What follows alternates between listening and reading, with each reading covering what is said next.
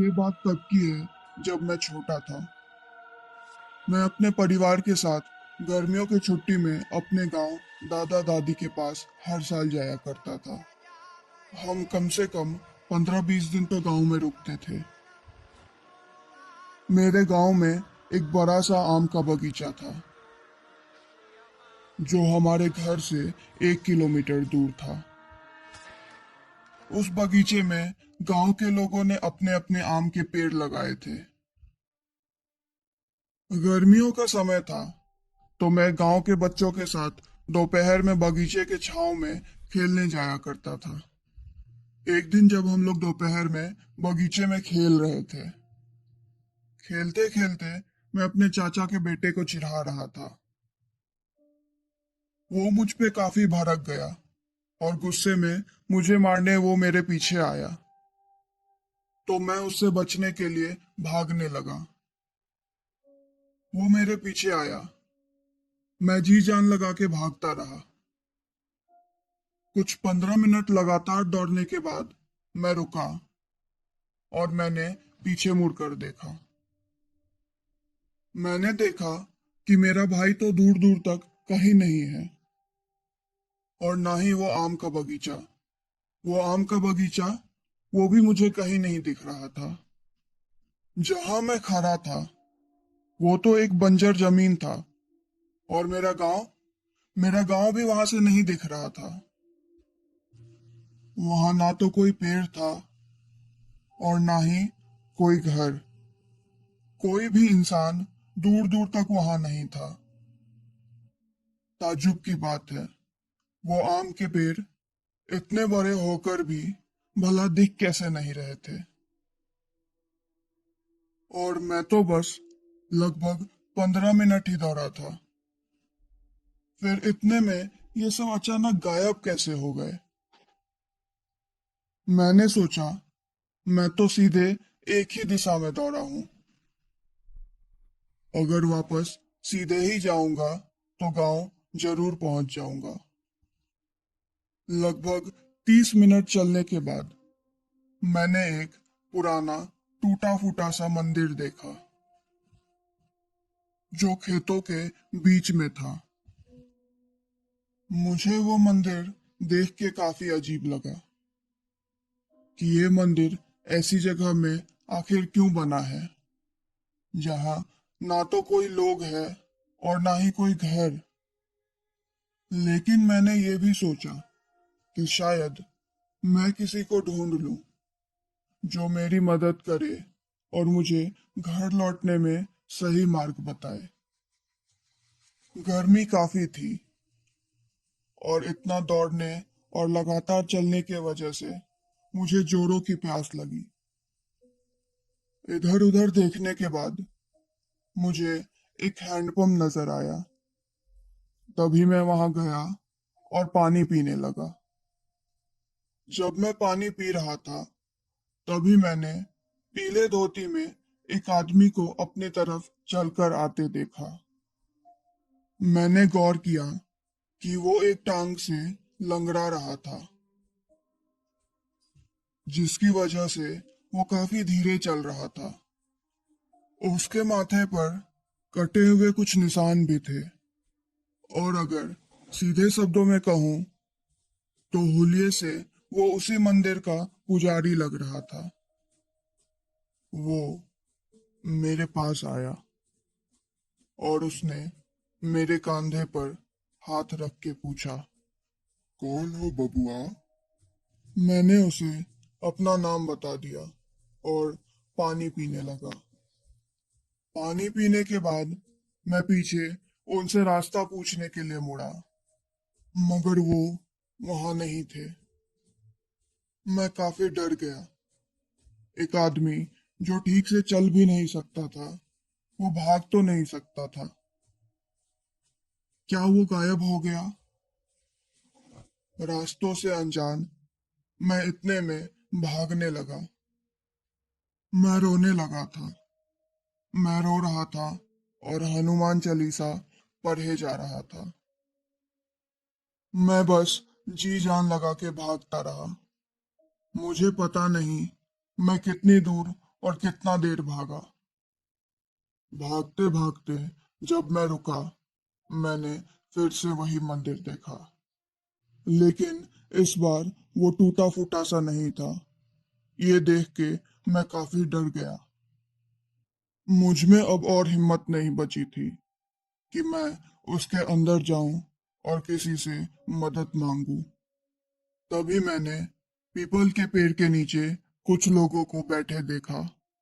मैं काफी डरा हुआ उनके पास गया और मैंने उनसे घर का रास्ता पूछा। उन लोगों ने मुझसे मेरे दादाजी का नाम पूछा। गांव का छोटा होने की वजह से सब लोग एक दूसरे को जानते थे। उन लोगों ने दादाजी का नाम सुनते ही मुझे मेरे घर का रास्ता बता दिया। जैसे ही मैं घर की तरफ बढ़ा, रास्ते में सब कुछ अपना सा लगने लगा। अब घर ज्यादा दूर नहीं था। मुझे मालूम था मैं कहाँ हूँ और मुझे घर कैसे जाना है। शाम को मैं घर पहुंचा। फिर जब रात हुई तो मैंने अपने दादाजी को सारी वाकया सुनाई। उन्होंने मुझे बताया, बहुत समय पहले की बात है। आम के बगीचे के पास एक मंदिर था जहाँ एक लंगड़ा पुजारी पूजा करता था और मंदिर की देखरेख करता था। उस मंदिर में भगवान कृष्ण की एक बहुत महंगी मूर्ति थी। एक दिन डकैतों ने पुजारी को मार डाला और कृष्ण जी की मूर्ति के साथ मंदिर भी लूट ले गए। अब वहाँ कोई भी मंदिर नहीं है और वहाँ सिर्फ आम के पेड़ है।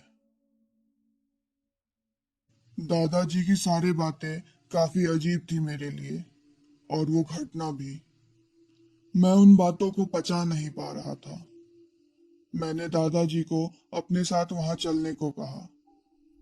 सिर्फ मेरे लिए वो वहां जाने के लिए मान गए। हमने उस जगह को ढूंढने की काफी बार कोशिश की, लेकिन हर बार हम नाकामयाब हुए। ये सब बिल्कुल मायने नहीं रखता कि मैं कितना दूर चला था और किस दिशा में चला।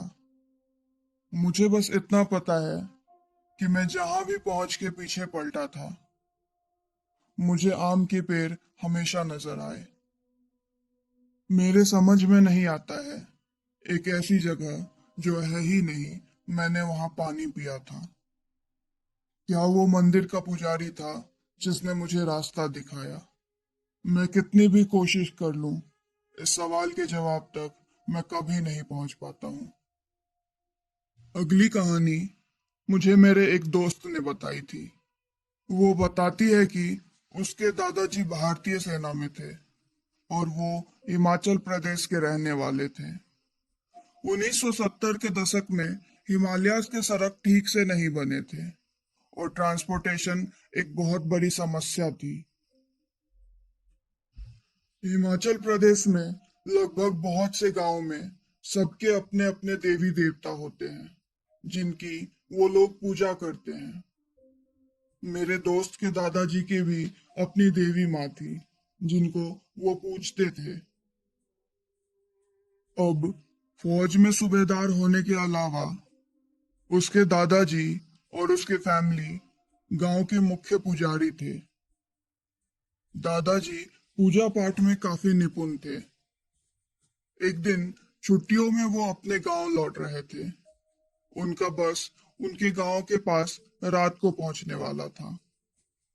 अब जैसा कि मैंने बताया था, गांव तक सड़क ठीक नहीं था, तो लगभग 1.5-2 किलोमीटर पहले ही उनको बस ने उतार दिया। वो गांव के बस स्टॉप से अपने घर की तरफ पैदल निकल गए। वो अमावस्या की रात थी। चारों तरफ बस घना अंधेरा था। आसपास कहीं कोई भी नहीं था।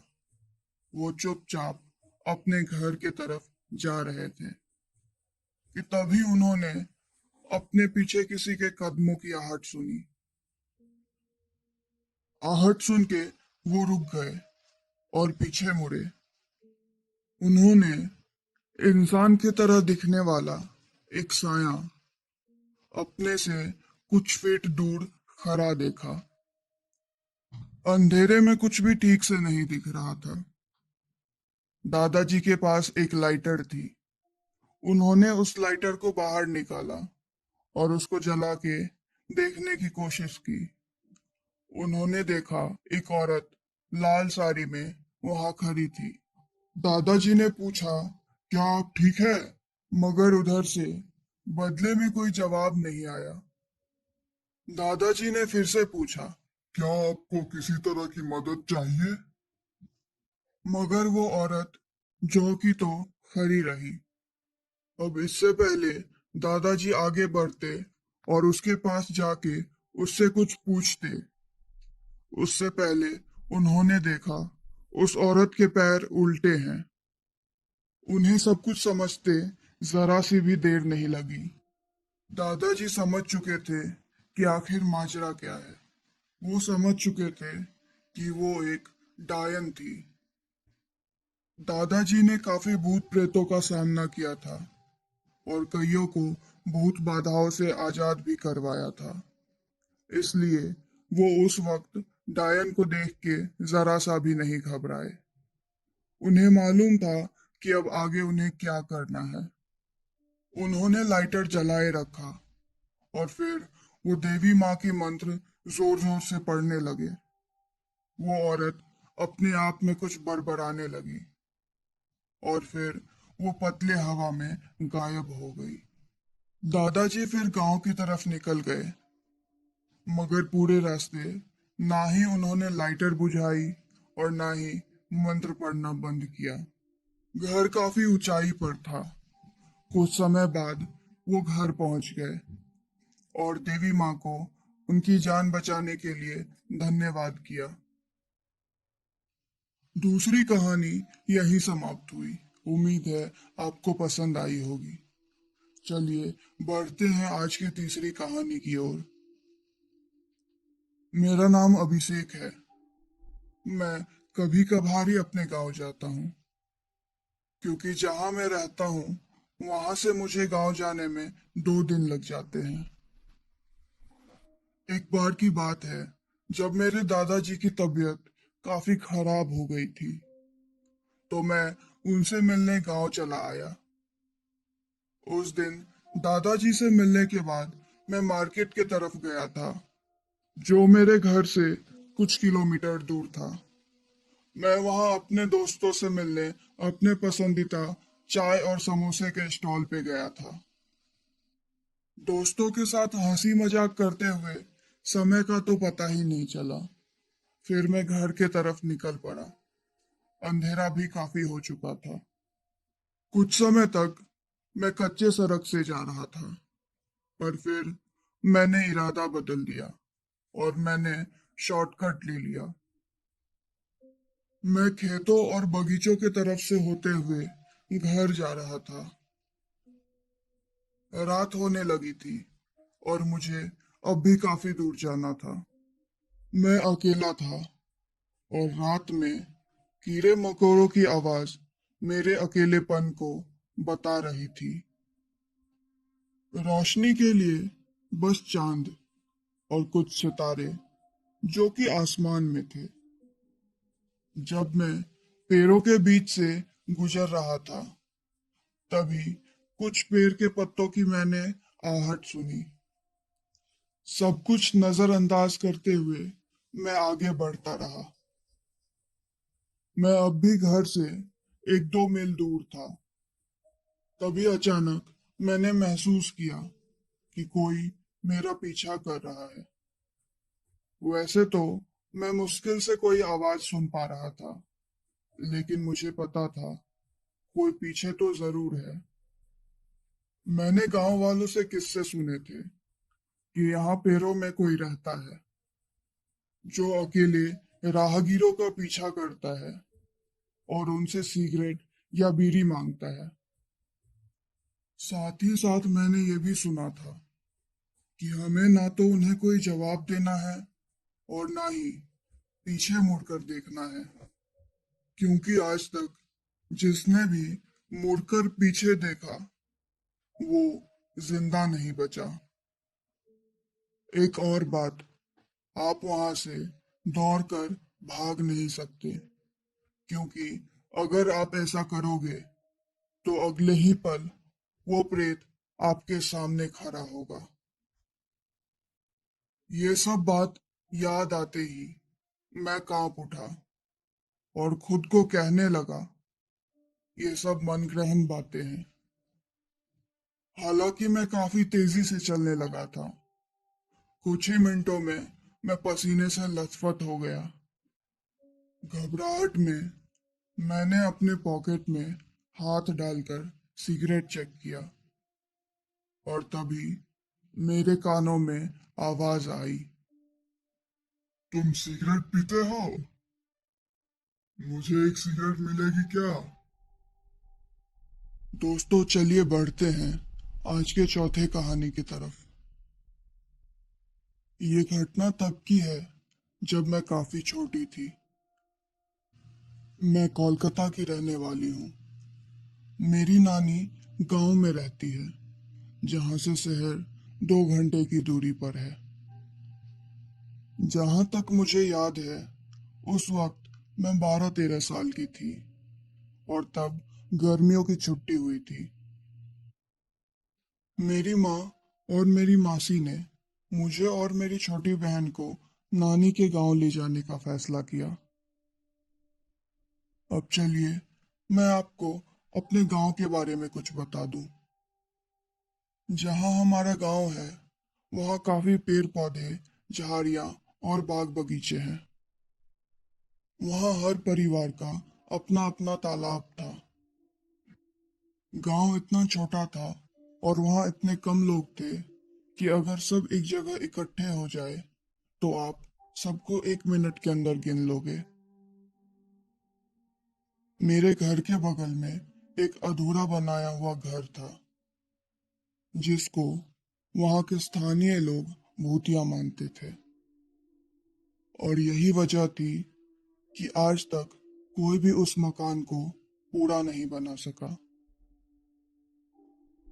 मैं और मेरी बहन इन बातों को समझने के लिए काफी छोटे थे और हमें उस घर के आसपास जाना सख्त मना था। मगर हम लोग बिल्कुल उल्टे दिमाग के थे। हमें जिस काम के लिए मना किया जाए, हम लोगों को बस वही करना रहता था। और हमें पता था कि अब आगे हमें क्या करना है। एक दिन दोपहर में जब सब लोग खाना खाने के बाद सो रहे थे, मैं और मेरी बहन चुपके से घर से निकले और उस बगल वाले घर में खेलने चले गए। वो घर 2 महले का बनने वाला था, लेकिन जैसा मैंने बताया, वो अधूरा ही रह गया, जिसकी वजह से वहां कुछ सीढ़ियां ही बने थे।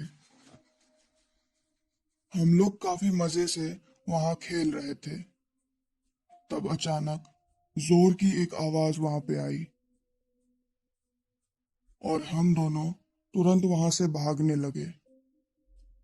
मेरी बहन वहां गिर गई और उसका पैर कुछ रस्सियों में फंस गया।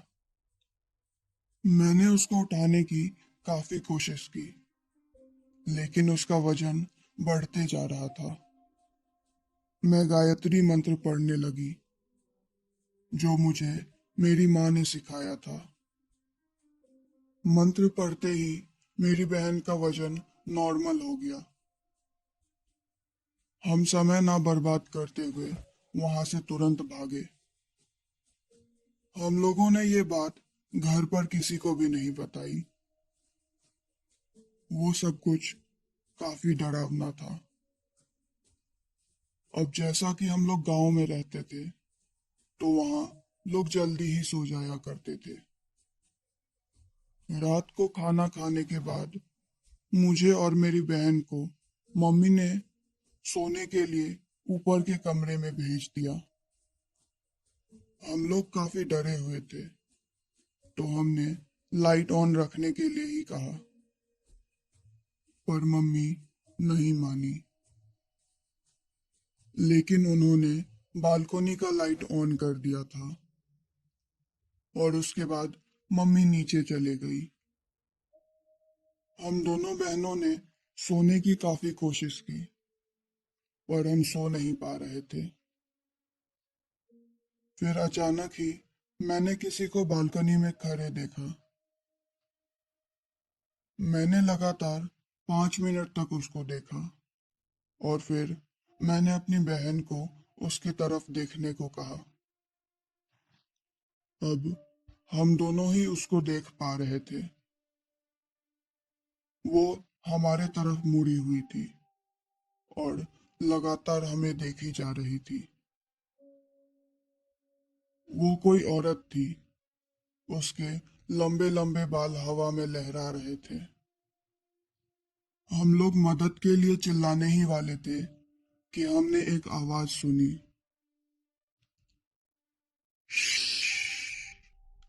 चिल्लाना मत, वरना तुम दोनों में से कोई भी जिंदा नहीं बचेगा। उसके बाद शायद हम दोनों बेहोश हो गए और मुझे याद है उसके बाद कुछ भी नहीं हुआ। मैं जब भी कभी अपनी मम्मी से पूछती हूँ कि आखिर हुआ क्या था उस रात को, तो मेरी मम्मी हर बार मेरे बात को टाल देती है। अब 6 साल के बाद मैं वापस जब गांव गई तो मुझे मालूम हुआ कि किसी ने उस घर में एक औरत का खून कर दिया था और तब से ही उसकी आत्मा उस घर में भटक रही है।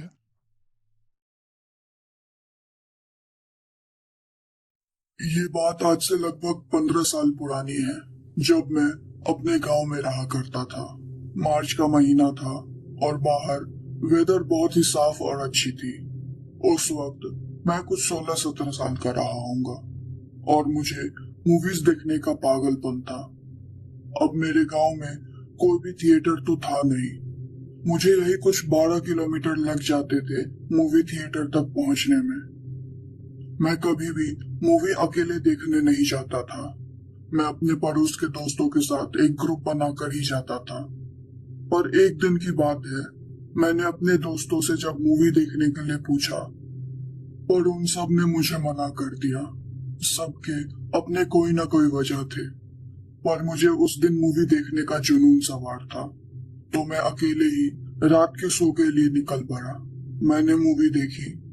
मूवी देखने के बाद मैं थिएटर से बाहर निकला और मैंने एक ट्रक से लिफ्ट लिया, जिसने मुझे मेरे गांव के बस स्टॉप पर उतार दिया।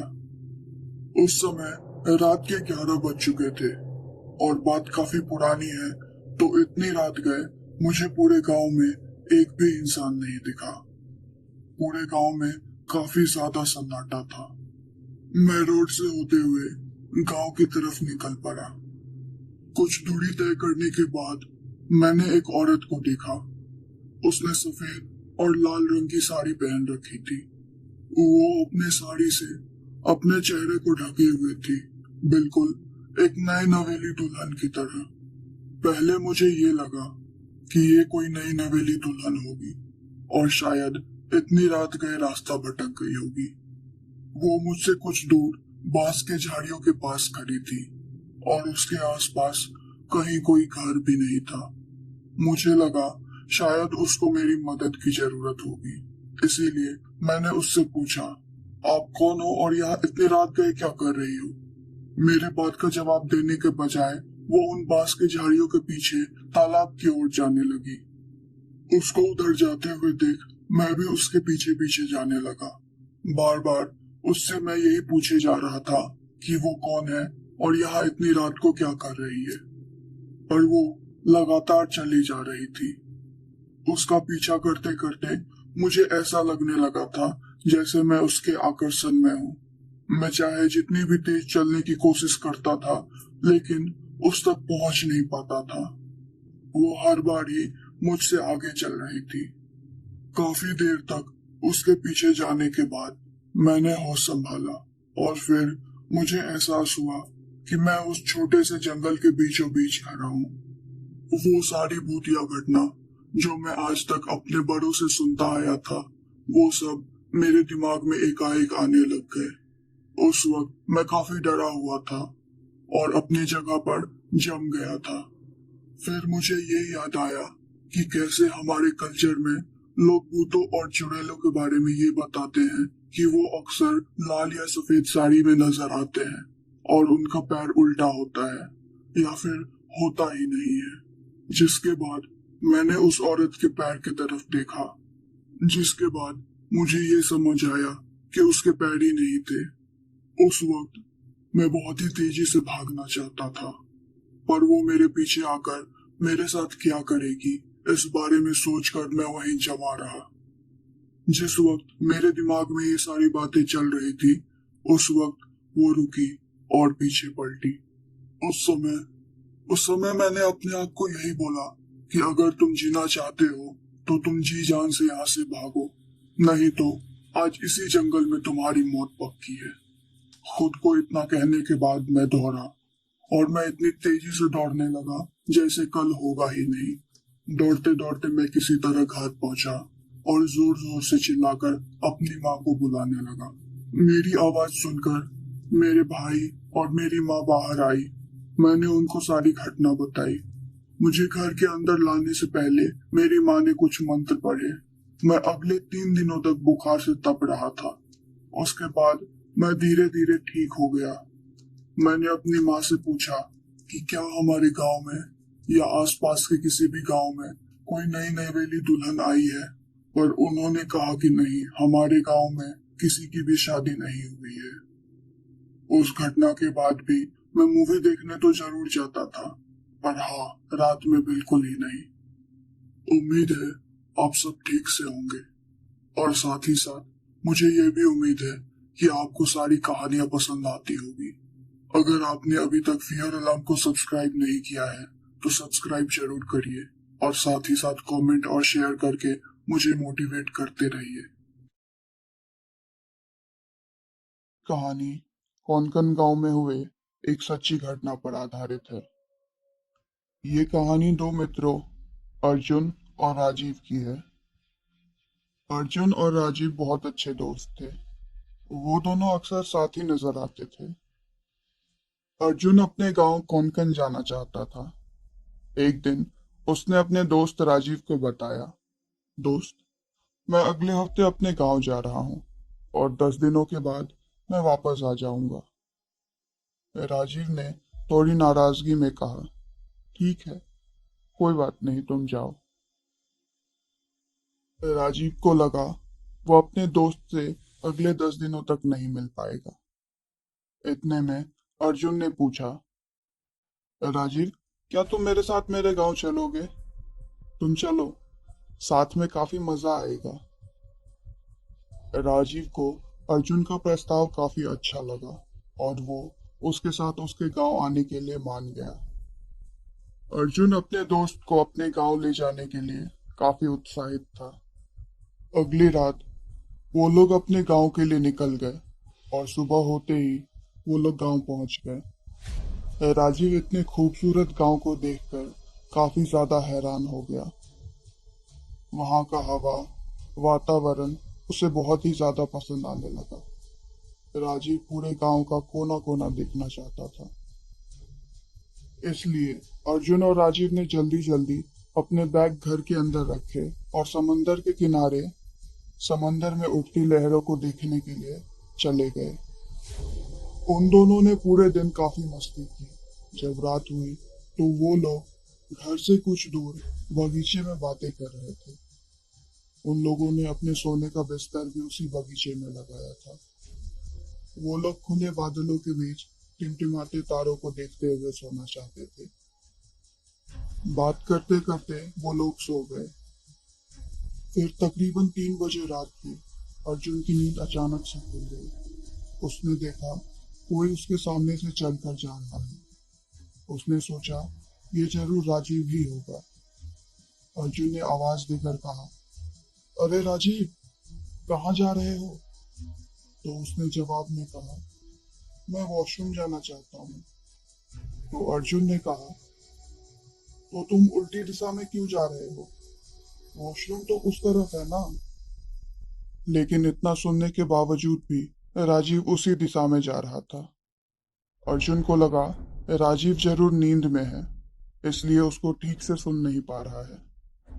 अर्जुन ने सोचा उसके पीछे जाना ही बेहतर होगा, तो अर्जुन उसके पीछे गया। अर्जुन ने उसको उठाने की काफी कोशिश की, पर उसका कोई फायदा नहीं हुआ। राजीव सामने के नदी की तरफ चलकर जा रहा था। अर्जुन भी उसके पीछे पीछे था। जब राजीव नदी के किनारे पहुंचा, तो अर्जुन ने जबरदस्ती राजीव को रोकना चाहा। अर्जुन ने राजीव का हाथ पकड़ लिया, तो राजीव ने कहा, तुम यहाँ क्या कर रहे हो? जाओ, घर जाओ। अर्जुन ने कहा, नहीं, हम दोनों साथ ही घर जाएंगे, चलो घर चलो। राजीव ने अर्जुन को अनसुना कर दिया और वहीं एक बड़े से पत्थर पर बैठ गया। उसका चेहरा नदी की तरफ मुड़ा हुआ था। अचानक ही उसे क्या हो गया पता नहीं। वो बार बार अर्जुन से कहने लगा, मुझे अकेला छोड़ दो, मैं मर जाना चाहता हूँ।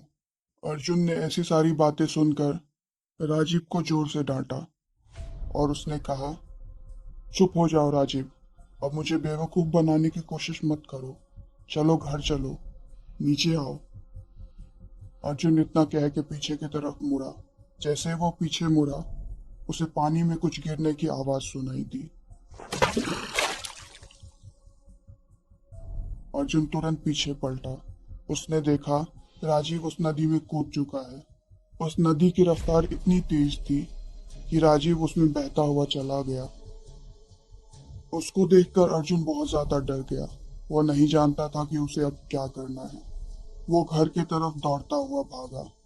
कुछ ही देर में वो घर पहुंचा और उसने अपने घर के दरवाजे को जोर जोर से खटखटाया। उसकी माँ ने घर का दरवाजा खोला। जैसे ही उन्होंने दरवाजा खोला, अर्जुन तुरंत घर के अंदर घुस गया। घबराहट में उसने कहा, राजीव नदी में कूद गया है, और इतना कहकर वह रोने लगा।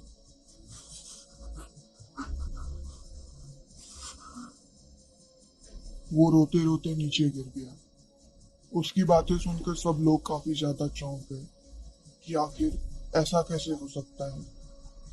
अर्जुन नहीं जानता था कि उसे क्या करना है। उसने अपने बेस्ट फ्रेंड को एक ही पल में खो दिया। वो एक बच्चे की तरह जमीन पर लेटकर रोने लगा।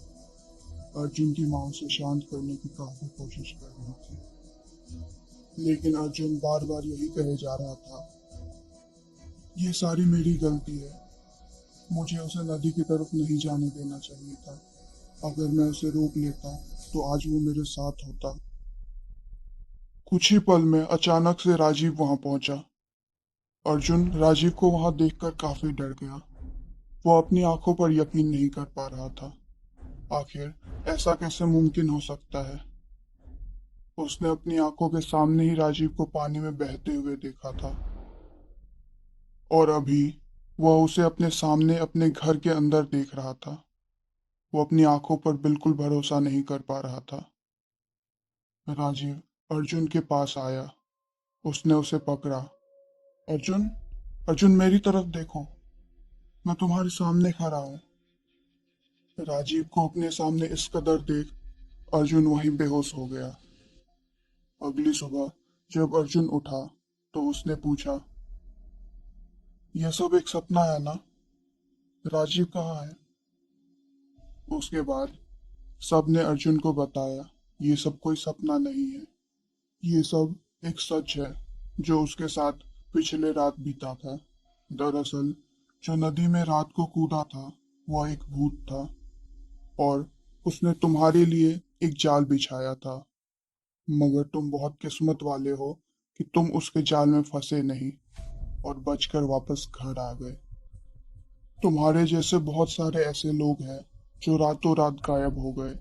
अपने घर वालों से इन सब चीजों को सुनने के बाद अर्जुन और राजीव काफी ज्यादा डर गए। राजीव यह सब बातों को जानकर काफी खुश था कि उसका दोस्त अर्जुन बिल्कुल सही सलामत घर आ चुका था और वो उस भूत के चंगुल में नहीं फंसा।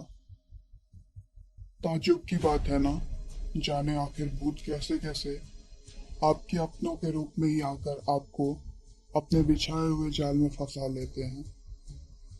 दोस्तों, अगर आपके साथ भी ऐसी कोई घटना घटी है तो कमेंट में जरूर शेयर करिए।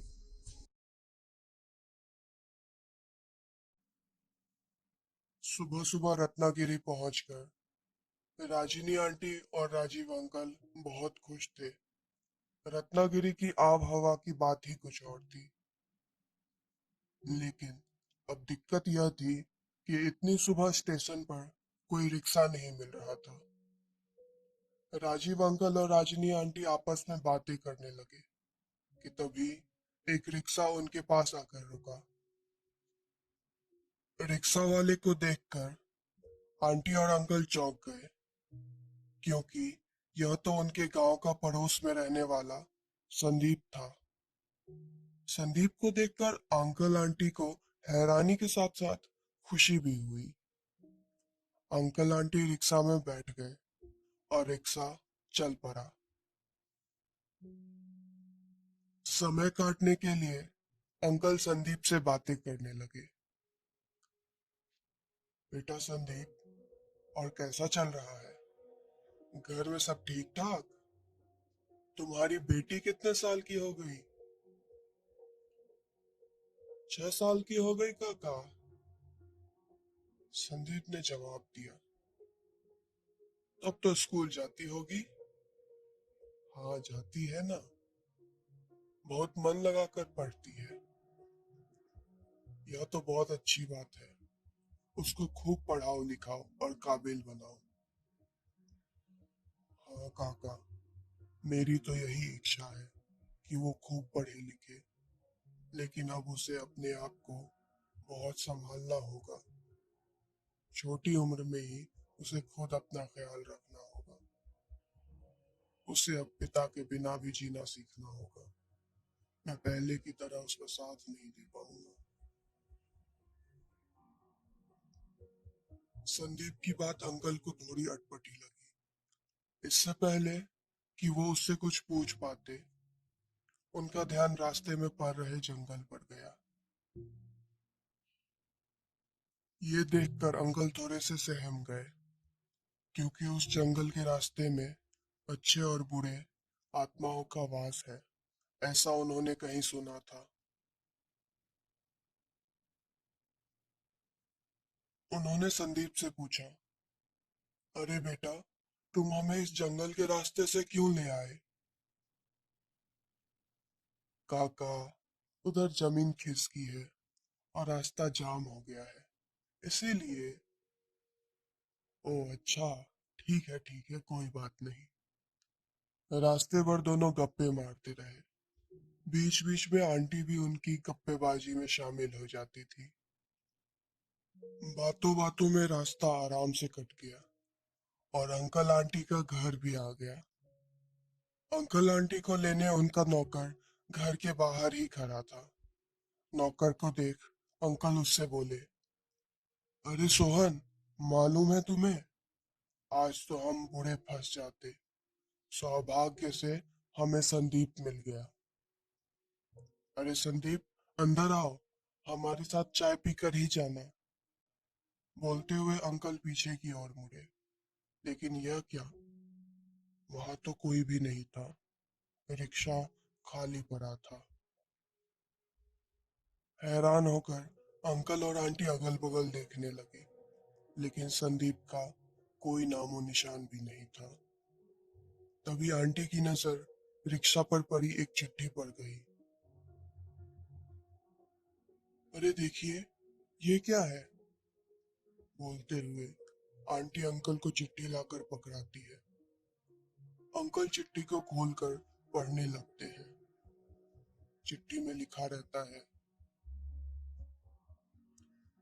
आदरणीय काका, करीब 1 घंटा पहले दो लोग मेरे रिक्शा में बैठे थे। उनकी बातों से मुझे पता चला कि वो दोनों किसी को जान से मारने की योजना बना रहे थे। जब मैंने उनसे पूछा कि वो दोनों किस बात की योजना बना रहे थे, तो दोनों भड़क गए और मुझ पर चीखने चिल्लाने लगे। मैंने उन्हें पुलिस का डर दिखाया और उनसे बोला कि मैं सब कुछ पुलिस को बता दूंगा। इस पर हम दोनों में झड़प शुरू हो गई। मारपीट में उनमें से एक बुरी तरह घायल हो गया और भाग खड़ा हुआ। दूसरे को मैंने दो चार तमाचा और लगाया तो उसने सब सच उगल दिया। उसने आपका नाम लिया और बताया कि आपने किसी जमींदार को अपनी जमीन बेचने से इनकार कर दिया था, तो गुस्से में उस जमींदार ने आपको और आंटी को मरवाकर जमीन हड़पने के लिए इन दोनों को भेजा था। इतना बोलकर उस गुंडे ने अपना चाकू निकाला और मेरे सीने में उतार दिया। मैं वो आघात सहन नहीं कर पाया और मेरे आत्मा ने उस शरीर का त्याग कर दिया। अब उस चिट्ठी के जरिए संदीप की आत्मा अपनी आप बीती सुनाने लगी। काका, मुझे अच्छी तरह याद है जब मेरी पत्नी मेरी बेटी को जन्म देने वाली थी, तो आपने किस तरह अपनी गाड़ी में उसे अस्पताल पहुंचाया था और उसकी रक्षा की थी। उस दिन गांव में दंगा हो रहा था और कोई डर के मारे अपने घर से बाहर नहीं निकल रहा था। ऐसी स्थिति में आपने अपनी जान की परवाह ना करके उस दिन शांति के प्राणों की रक्षा की और आपकी वजह से मुझे पिता बनने का सौभाग्य मिला। मैं कभी आपके इस एहसान को नहीं चुका पाता, लेकिन जब मुझे इन दोनों गुंडों की योजना के बारे में पता चला, तो मेरी आंखों के सामने वो दिन आ गया जिस दिन शांति मेरी बेटी को जन्म देने वाली थी और मैंने इन दोनों गुंडों से आपकी रक्षा करने का निर्णय लिया। इसलिए मैं आपको जंगल के रास्ते ले आया। इस रास्ते के बारे में बहुत कम लोगों को पता है। काका, अपना और आंटी का ख्याल रखना और पुलिस से जल्द संपर्क कर लेना ताकि वो गुंडे आपको कोई नुकसान नहीं पहुंचा पाए। और हाँ, हो सके तो शांति और मेरी बेटी तक यह खबर पहुंचा देना। उससे कहना कि मैं उससे और अपनी बेटी से बहुत प्यार करता हूँ। मैं शरीर से उनके साथ नहीं हूँ तो क्या, मेरी आत्मा हमेशा उनके साथ ही रहेगी और उनका हर तरह से ख्याल रखेगी। मैं कभी भी उन्हें किसी तरह की तकलीफ नहीं होने दूंगा। अंकल ने चिट्ठी पढ़नी खत्म की और दोनों की आंखों से आंसू की धारा लगातार बहती जा रही थी। दोस्तों, ये कहानी मैंने इंटरनेट से पढ़ी है, इसलिए इसकी सच्चाई की गहराई मुझे नहीं मालूम, लेकिन मुझे ये कहानी इतनी अच्छी लगी कि मैंने सोचा क्यों ना आप लोगों से इसे शेयर करूं। आज की जो हॉरर कहानी आप सुनने वाले हो, वो यकीनन आपके होश उड़ा देंगे। ये कहानी मेरे सब्सक्राइबर अनिल ने मुझे भेजे हैं। बेहतर एक्सपीरियंस के लिए चलिए कहानी को उनकी जुबानी ही सुनते हैं। मेरा नाम अनिल कुमार है और आज जो कहानी मैं आपको बताने जा रहा हूँ वो 100% सही है या नहीं, मुझे ये तो नहीं पता, लेकिन इसके गवाह बहुत से लोग हैं। ये कहानी ग्राम दरियापुर की है, जहाँ चार दोस्त दया, महक, धीरज और लक्ष्मी घूमने अपने गांव आए थे। वो लोग वहां अपने दादाजी से मिलने आए थे और वो लोग वहां खेतों, बाग बगीचों में घूमने भी आए थे। गांव इतना सुंदर था कि उन लोगों का वापस अपने शहर जाने का मन ही नहीं करता था। दया और धीरज ने प्लान किया कि वो लोग ज्यादा से ज्यादा टाइम गांव में घूमेंगे और बाग बगीचों में ही बिताएंगे। फिर अगली सुबह उन लोगों ने वैसा ही किया। वो लोग सुबह जल्दी ही नाश्ता करके निकलने लगे, तभी उनके दादाजी ने सबको बुलाकर कहा कि तुम सब लोग राहुल चाचा के साथ घूमने जाओ। चाचा तुम सबकी मदद करेंगे सारा गांव घूमने में। उन्होंने ये भी कहा कि तुम लोग सिर्फ और सिर्फ अपने गांव में ही घूमना, बगल के गांव में हरगिज भी मत जाना। उन लोगों ने भी दादाजी के हाँ में हाँ मिलाया और चाचा जी के साथ घूमने निकल गए।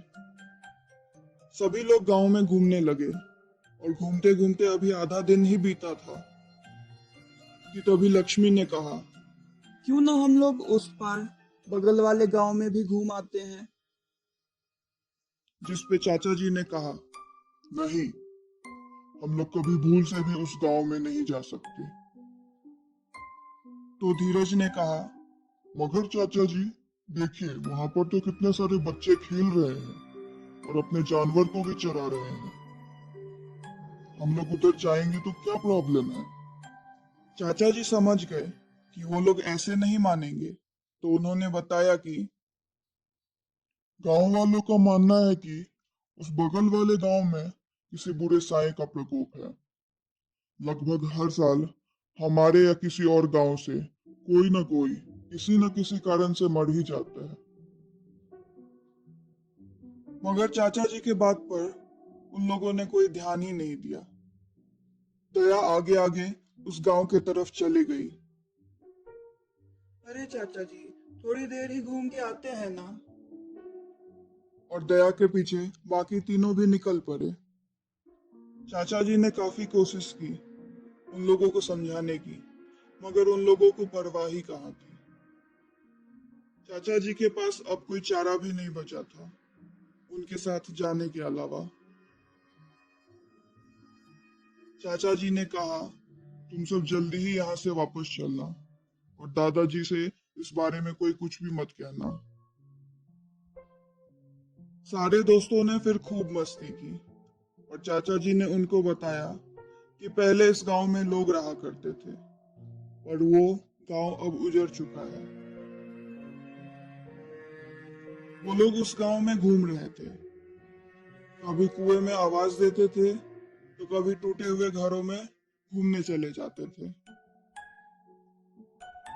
मस्ती करते करते कब शाम हो गई उन लोगों को पता ही नहीं चला।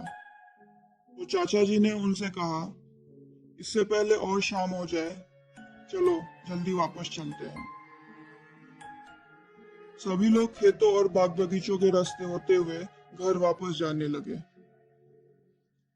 लेकिन वो लोग वापस आते समय रास्ता भटक गए। वो लोग बार बार उसी जगह पहुंच जाते थे जहां से वो लोग घर की ओर निकलते थे। किसी को भी रास्ता याद नहीं आ रहा था, यहाँ तक कि चाचा जी को भी। फिर अंधेरा भी काफी हो चुका था। बार बार रास्ता भटक जाने से उन लोगों को डर भी लगने लगा था। दया ने कहा, ये वो रास्ता नहीं है जहां से हम आए थे। चाचा जी ने फिर कहा, बिल्कुल सीधा रास्ता था, और न जाने हम कहाँ आ गए हैं। यहाँ कोई मिल भी नहीं रहा है जिससे हम रास्ता पूछे। फिर थोड़ी दूर चलने के बाद उन लोगों ने एक बाग में पेड़ के नीचे एक बूढ़ी औरत को बैठे देखा। तो दया ने कहा, चलो उन दादी से पूछते हैं, शायद वो हमारी कुछ मदद कर दे। सब लोग उनके पास भागते हुए गए। चाचा जी ने उनसे पूछा, अम्मा, हम लोग रास्ता भटक गए हैं, हमें दरियापुर जाना है। इस पर बूढ़ी दादी ने कहा, मेरे सिर पर ये बोझा लदवा दो, रास्ता तो यही सीधे मिल जाएगा। फिर चाचा जी और धीरज ने बोझा लदवा दिया। वो बूढ़ी औरत आगे आगे चलने लगी और उन्होंने उन सब से कहा, मेरे पीछे पीछे आओ। उस औरत के कहने पर वो लोग उसके पीछे पीछे जाने लगे। वो औरत झाड़ियों के बीच रास्ता बनाते हुए चल रही थी और कुछ देर बाद ही वो औरत बारी बारी से सबके बारे में पूछने लगी। उन्होंने सबके नाम पूछे, उनकी उम्र, घर का पता और कई सारे सवाल। वो सब लोग खेतों के रास्ते जा रहे थे। अब उन लोगों को दादी जी की बातें अजीब सी लगने लगी थी। जैसे वो कहती, लक्ष्मी बेटिया बहुत सुंदर है, धीरज काफी हष्ट पुष्ट है, दया काफी सुंदर है, और महक महक भी बहुत अच्छी है। दादी जी के इस तरह तारीफ करने से कुछ अजीब सा लगने लगा था।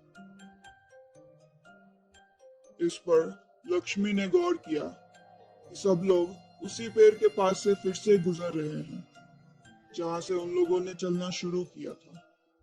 लक्ष्मी ने तुरंत चाचा जी को ये बात बताई कि वो लोग उसी बाग में हैं जहां उन लोगों को वो दादी अम्मा मिली थी। चाचा जी को इस बात का एहसास हुआ तो उन्होंने इस पर दादी जी से कहा भी, "माँ,